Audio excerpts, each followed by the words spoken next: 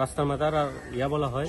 আপনি এটা হলো আমাদের এখানে ভিতরে অনেক আবাদি জমি আছে, তো ওই সুবাদে বৃষ্টির কারণে আমাদের রাস্তার যেটা আছে এটার বেহাল দশা।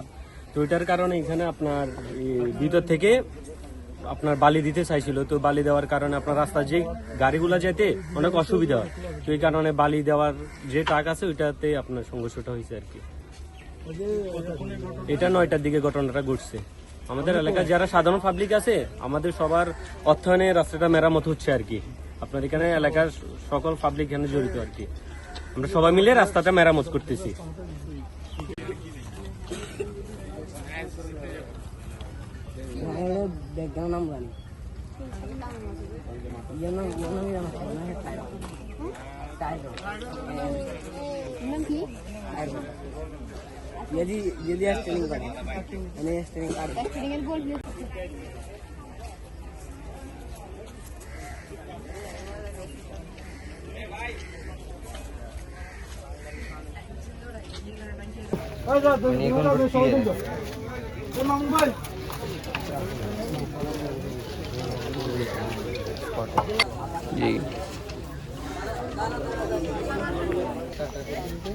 মজার মতন